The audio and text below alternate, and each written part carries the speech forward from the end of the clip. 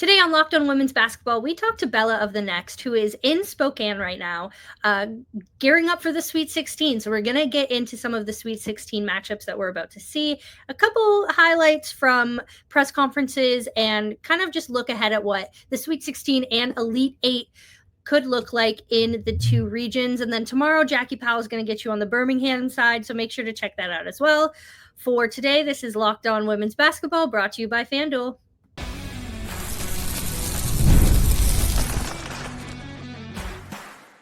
You are Locked On Women's Basketball, your daily podcast on women's basketball. Part of the Locked On Podcast Network, your team every day. Hello and welcome back to Locked On Women's Basketball. I'm Chelsea Leite. I'm joined by Bella here, who is in Washington right now, set for the Sweet 16, which I'm very jealous of. So excited to have you here to talk a little bit about previews. And for anybody watching, we are doing our Sweet 16 Elite 8 previews in two chunks. So today we're going to talk about the two Spokane regions. And then tomorrow, Jackie and Mitch are going to get you for all of the Birmingham action. So make sure to check out both podcasts. But Bella, thanks for coming on and joining me. Thank you for having me. And you wouldn't be that jealous if you had to do the 5-hour drive that I did yesterday, but I appreciate the thought. Yeah. I mean, we'll drive for basketball, but it's interesting that, we're back in kind of the Pacific Northwest in terms of these regions. I know it's kind of a hotspot for these neutral sites. So it's really exciting. And I know a lot of the players are kind of from there. So it kind of brings a few players home to do some, homecoming games in these big moments. But like I said, we're going to focus on the Sweet 16 matchups we have going on in these two regions. And we're going to start off just talking about UCLA and Ole Miss. That one's happening tomorrow. So we have two games tomorrow. Yeah, 2 games tomorrow, 2 games on Saturday. And then the Elite 8 will come after that. So UCLA and Ole Miss are going up tomorrow. It is UCLA the 1 seed and Ole Miss the 5 seed.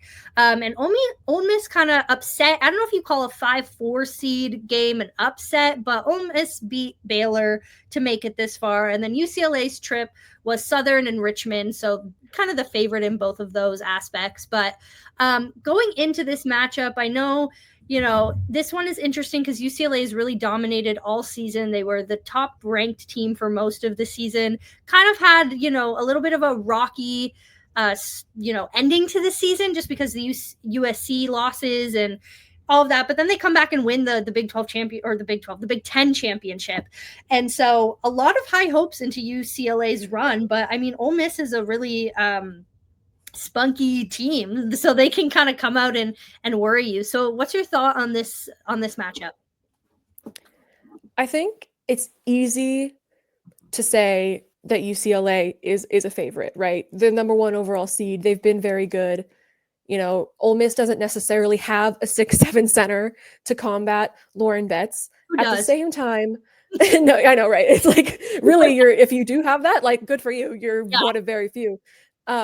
But Ole Miss really is very comfortable in the underdog position. That is sort of, I think, how Coach Yo has always coached her teams. Yeah. And they've had some big upsets this year. And, something that both the coach and the players pointed out today when they were talking to media is that they had a really strong strength of schedule this year. They started their season against USC in Paris. They, played in the SEC, and there are 6 SEC teams in the Sweet 16.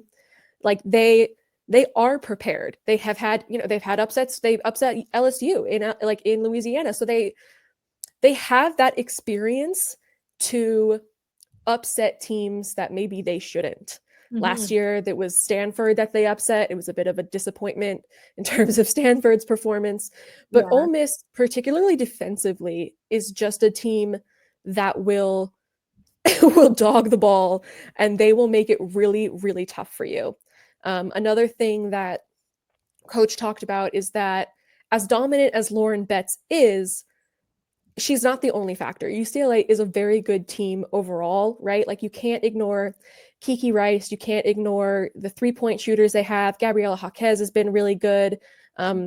Arnicello, the freshman from, I want to say, Finland, who is sort of started and then come off the bench at times. They were very clear that their scout is not all about Lauren Betts, which I think is important. And I think the other thing that Ole Miss has going for them is something they talked about a lot was the experience in the tournament this year versus last year.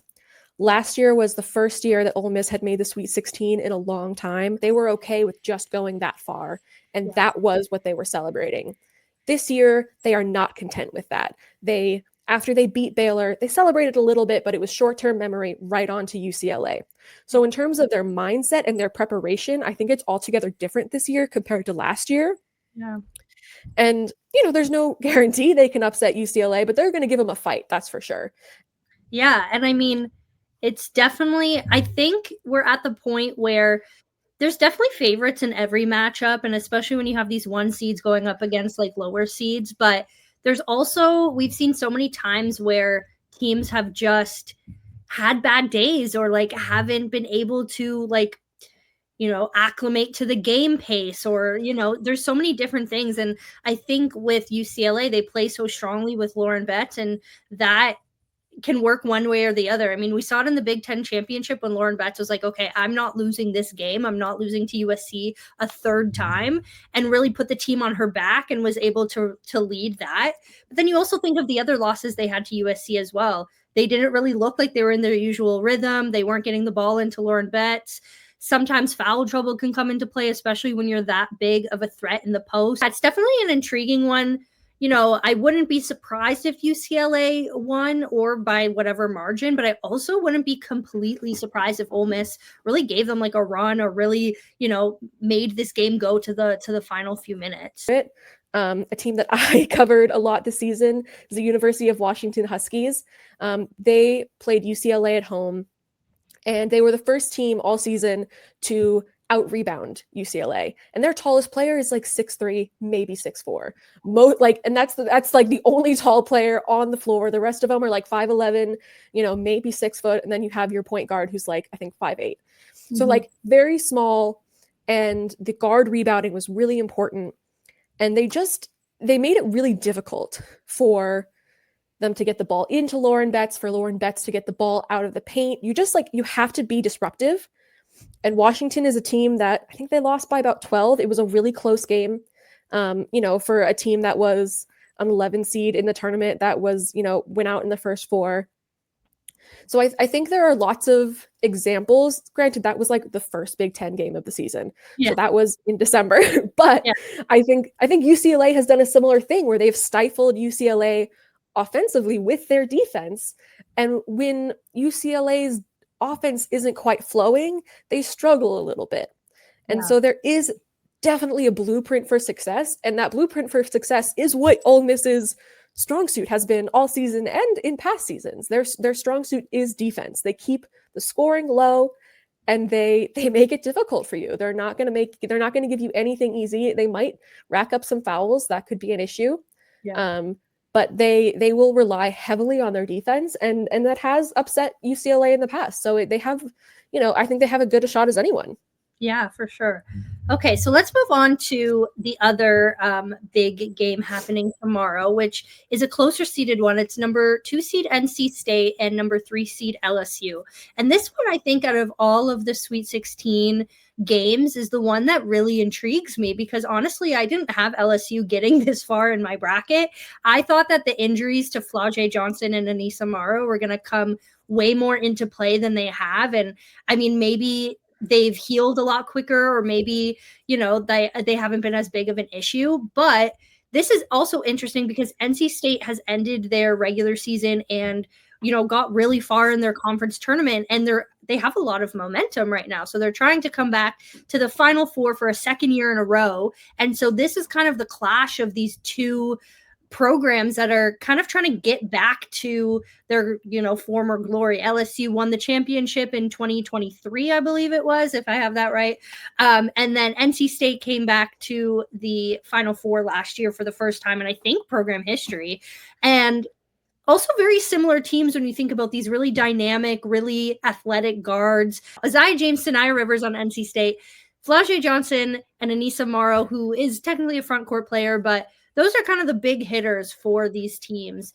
And it's going to be, I think, a really big offensive game because that's what these two teams are really good at. And I think it's going to be a really fast-paced game. If the Florida State game showed us anything, it's that it's going to be fast. So I'm curious, if you have a pick on this or if you think one team kind of has the upper hand here, or if you agree with me and think that it's like a pretty evenly matched game.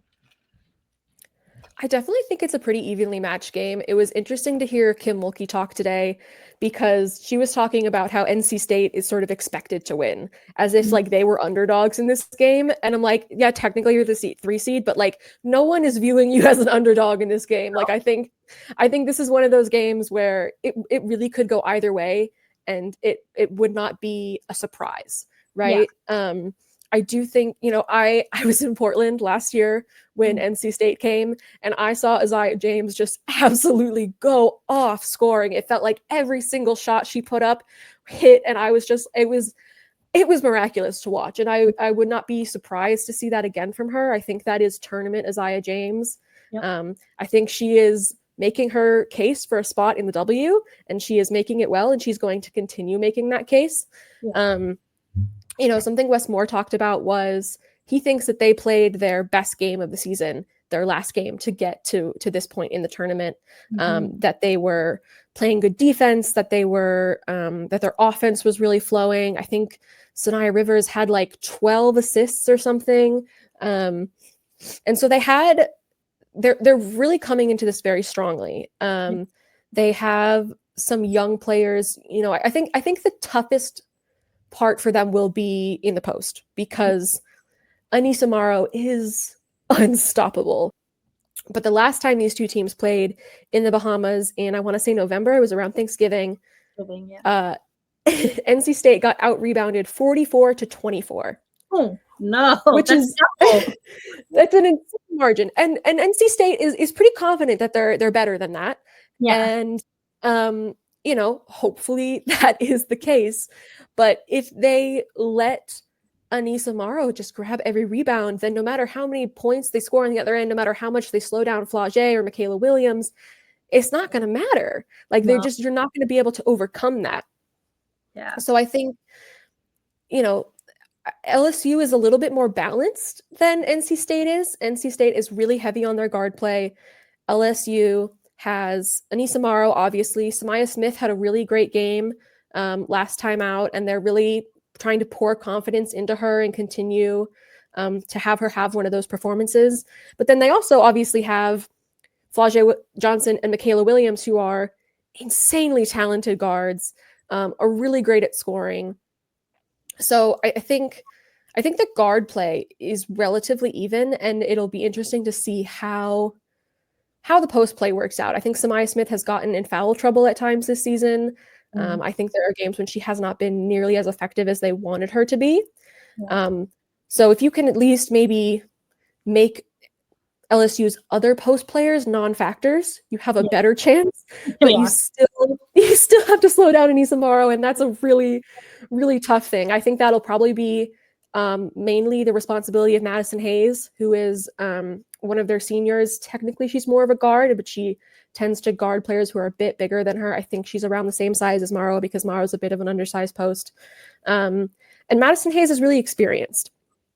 So I think they do have a very good chance of maybe not necessarily a good chance of physically disrupting her, but they're going to have a player that they know will put a body on her.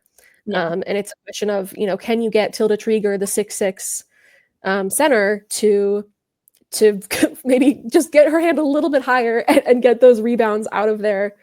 But overall, I think it's going to be a really, really tight, fascinating matchup. Both teams are ones that if they get a steal, they are running in transition. Yeah. Like defense, as much as it will be an offensive game, a lot of their offense comes from defense. Yeah. They want to get stops and they want to run. And so that was something Wes Moore talked about. You cannot let them just get out and run because they're gonna kill you. And NC State is a similar thing because they play with 4 guards. They're a really fast team. Yeah. So I think there's so many similarities in this team that it's really going to be interesting. I don't know totally. Flage was talking like she was totally healthy, but it kind of felt like in the last game she might have been on some minutes restrictions. Yeah. And, Kim Mulkey was saying that the reason they're playing so well right now is because all of their players are healthy. So certainly they're outwardly talking like they're all good. They're like, you know what, if we say it, she's going to be totally fine. But will she be good to play as many minutes as they need her to play? She is also their most experienced player in terms of tournament play, because she's the only one who's won a national championship, because she was on that team with Angel Reese. And so I think there's a lot of questions for both teams about, will they continue to click like they have been at this time? And then, who will win their matchups, because there's matchups all over the floor and they're all really, really tough ones. But I think it's going to be like a do not miss this game. It is going to be fun as heck. Yeah, for sure. All right, let's take a quick break. And then when we come back, we're going to preview the next two Sweet 16 matchups in Spokane. So USC and Kansas State, and then Oklahoma and UConn. So stay tuned. This is Locked On Women's Basketball.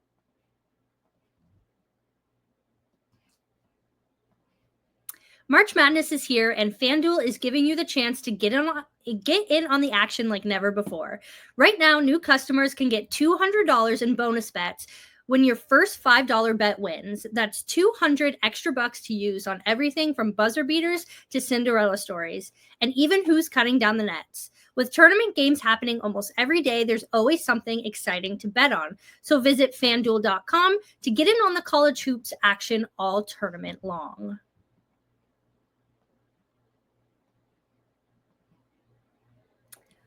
All right, we are back here, Chelsea and Bella. We are previewing Spokane region Sweet 16 basketball. And just a reminder, if you want Birmingham previews, those are coming tomorrow from Jackie and Mitch. But we're going to head right on into USC versus Kansas State. And obviously the biggest story around this game is the fact that USC no longer has Juju Watkins, who is out now with her ACL injury. And honestly, a lot of people are kind of talking like Juju Watkins is the make or break of a lot of things. And don't get me wrong, she is obviously one of the biggest stars in basketball. But at the same time, this USC team, I think, still has quite a big chance of getting to a championship game, getting to Tampa to play in the Final Four, and, making a big impact in this region. So, Kiki Iriafen kind of took the team on her back the other night when Juju Watkins had to leave the game, ended up scoring 36 points, and just really leading her team from an emotional standpoint as well. So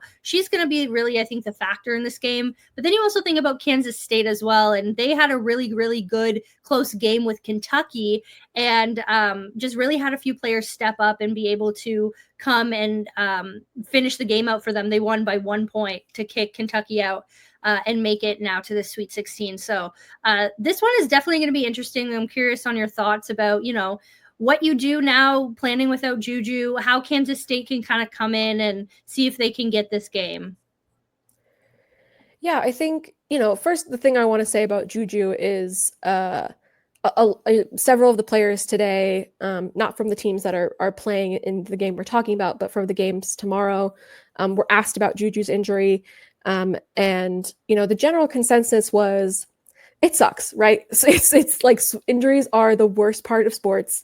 Mm-hmm. And there was really nothing that anyone could have done to prevent it. It wasn't a particularly bad foul. It was like, some people have, at the game, there were people booing the Mississippi State players, and it wasn't their fault. It is one of those things where it sucks. But Juju is one of the most determined players that you will find. And basically everyone was saying that they know she's going to come back better than ever, and she is going to come back with a vengeance. And I think as much as USC will miss her on the court, I don't think her mentality is going to leave them. I think if anything, they're going to want to win for Juju. They are going to embody her mentality of never giving up, of giving your absolute most. I don't know if she's in Spokane. I think she is here with the team. Won't know until tomorrow. But I imagine that she will be on the bench in every huddle, encouraging her team. You know, she is always one of the biggest uplifters of her teammates.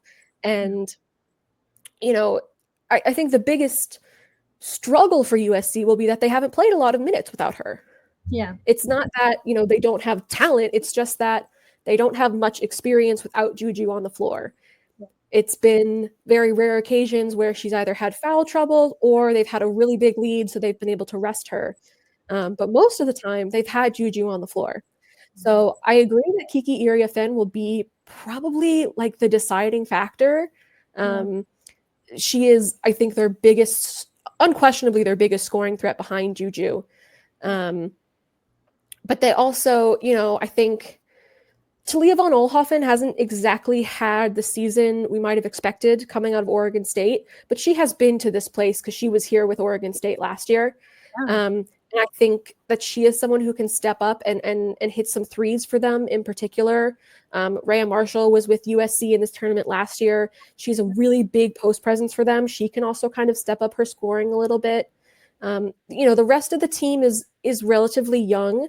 I think my main concern would be that a lot of their guards that come off of the bench, like Avery Howell and Kaylin Heckel, they're very good and they've gained a lot of confidence throughout the season, but can that continue into a tournament setting, which is just a little bit harder, a little bit more stressful. You know, I don't know if that was what happened in the Big Ten championship or what, because they won the other games against UCLA. I think that was more about UCLA than it was about USC. Yeah.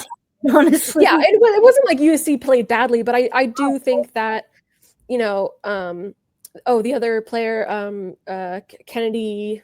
No, it's not Smith. Smith? Williams? I think it's Smith. Let me look. I feel really bad that I don't remember right now because I watched her play in Seattle and she was fantastic. I think it's Smith. I think it's Kennedy Smith. But maybe it's a hyphen last name. Kennedy Smith. Okay, we got it. We're so sorry, Kennedy. We had it first. Just didn't know. But so she's another freshman, but she's started consistently. She was, I want to say, the number 1 overall recruit in that class. She's been very good, but she hasn't necessarily she was a top like 3 or something. She was definitely up there. For sure. And, you know, she hasn't gotten as much attention because of Juju Watkins. But when they played in Seattle against Washington, it was Smith's points that got them a really close win when Juju was kind of held to around 12. Yeah. So I think they have very capable players, and it's just a question of will they step up in the moments they need to. Yeah. Did you find out if she was the number 1 overall recruit? I think she was. She's 6th. So really? I could have sworn. Sarah Strong was first. Oh, okay. Bridge, Joy Edwards, Silas Swords, Katarina Kovel, and then... Oh, it was the number 1 overall recruiting class. That's what it was. USC had the number 1 overall class. That's overall, yeah, because they have Kaylee. It's Heckel and Howell. Yeah. Okay, my mistake. But she's still up there. She's been very good. Top 6, whatever. Yeah. Yeah, like it's all the same. But so she was, you know, they have those players, and I think it'll be up to players like Kiki and Rhea and Talia in particular to be those senior voices and calm down those young players and tell them what to do and lead them in the right direction. And they have the experience to do that. Yeah. You know, K-State, on the other hand, doesn't necessarily have the same tournament experience. They have very good players. I think Aoka Lee will be a massive matchup. You know, I'm curious to see if it's Rhea Marshall or Kiki Iriafen who guards her. I believe they have, they also have some other posts who can come in off the bench and provide quite a bit of defense. And Aoka Lee is still coming off an injury that kept her out for weeks. Yeah, you know, like she was great. So she's played great so far, but she has. But like, you know, maybe against slightly better, particularly more experienced defense. Yeah. I think, you know, Clara Strack for Kentucky is a very good player, but she's still in her 2nd year. Yeah, right? Okay. Like USC's posts are 4th and 5th year graduate students. Like these are incredibly experienced players who know how to go up against players who are maybe a little bit stronger than them. I don't think I don't think Ayukali is taller than them, but she's got a little more physicality. But maybe they can disrupt her because she was injured for so long. Yeah. And I think, Serena Sundell is absolutely a player to watch out for K-State in every aspect: rebounding, assisting, scoring. She can do everything for them. She's a really tall, long guard. She's a really good defender as well. And so I think K-State has a much better chance of winning this than they did before Juju got injured. I think that's, you can't say that USC is the same without Juju. They're just not. She's one of the best players in the country. But I do think there is something to be said about the motivation of playing for and fighting for your teammate who can no longer play and fight, and who was going to put in that energy and who is going to pour into you, even if she's on the bench in crutches or whatever. Yeah, so, exactly. Is that extra motivation what pushes USC past K-State? Maybe. I think it'll be really interesting to see. Yeah, I agree. And I talked to Avery Howell earlier this season, and she said it best. Juju sets the standard for that team, whether it's on the court or off the bench. So that will be something to look out for sure. But while we have the time here still, let's get into the last Sweet 16 matchup of Spokane, which is Oklahoma versus UConn, 2-3 seed. Very interesting game when you think about Reagan Beers now being with Oklahoma. This Oklahoma, program has had a lot of wins in the past week. You think about them getting to the Sweet 16. They just picked up the number 1 recruit in the high school class for next year. But then you have UConn, who have been playing their best basketball probably in the past month and a bit. Then they have seemingly, it feels like in years, thanks to injuries. Their coach Gino was talking about how this is probably the first time they've gone into a postseason healthy since their 2016 run with Breanna Stewart. And so, it's interesting to think, and Paige Bueckers is playing at such a high level. You have AZ Fudd, who's finally kind of coming into the player that we expected her. Sarah Strong is like a phenomenal freshman and someone who can kind of take that front court, ownership when it comes to trying to defend Reagan Beers. So this one's going to be, again, like one of those really fun, matchups where there's a lot on the line here, because you think about Paige Bueckers, it's her last chance to win a national championship, but then Oklahoma, they have a lot to prove. They're obviously the underdogs. And so I'm curious what your thoughts are on this one.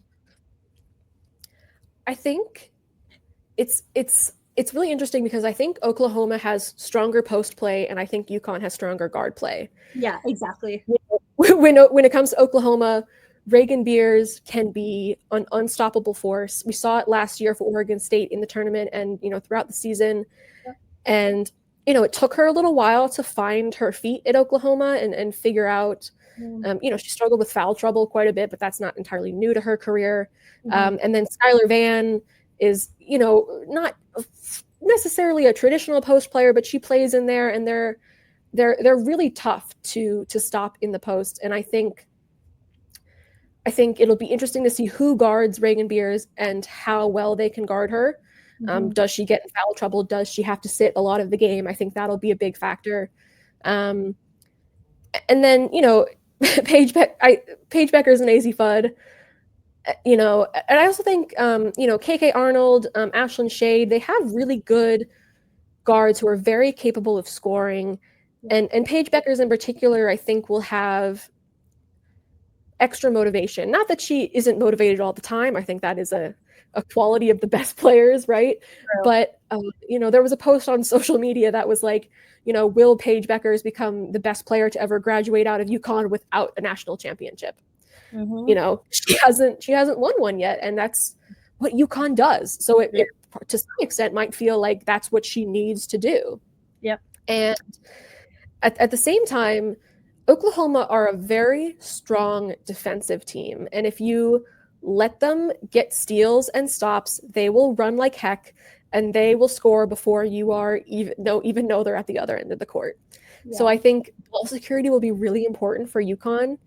And, whether or not they can stop Oklahoma's post play when their main post player is, a sort of undersized freshman in Sarah Strong, who kind of likes to play a little bit more outside of the paint than she does in the paint. Yeah.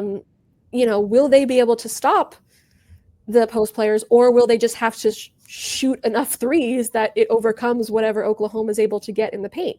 Both are entirely possible. Yeah, for sure. Yeah, I think Jana Al-Alfi will definitely be a big factor here. UConn's, really only big center threat. I mean, you have Ayanna Patterson who comes off of the bench as well. But Jana Al-Alfi is just going to, she played really good against South Carolina, which I think was one of the biggest reasons that they were able to win that game. And that was their best game of the season. So if Jana can kind of take over that below the post rim protection role, and Sarah Strong can kind of assist with that while kind of playing her a little bit outside of the paint. And then you also have the impact of the guards. I do think that UConn they just have to make sure they put it all together. Yeah. And I think that's the thing for Oklahoma too, because Oklahoma they're not necessarily a team where you're going to have one player go off and score 30, 40. Like they rely pretty heavily on some balanced scoring. Yeah. And so they need everyone to contribute at the same time. Yeah. And UConn could maybe rely on a Paige or an AZ or even a Sarah Strong to go ahead and get 25, 30, whatever. Yeah. And so both teams, it's just a lot of question marks. I think it's a really fascinating matchup to see which matchups win out, who can win their individual matchups and who can put it all together at the right time. And Gino Auriemma has a lot of experience in that, and he's proven that even with teams that kind of look like maybe they're not going to do that well, they can make it all the way to a Final Four. So as much as I'm high on Oklahoma, I'm like, it's really tough to beat any UConn team ever. True, it just really is. It's a big challenge, yeah. And I mean, good basketball all around, so that makes it really exciting. But yeah, that's all the time we have for Sweet 16. Spokane. I'm still learning. Spokane. As a Canadian, I'm still learning my United States geography.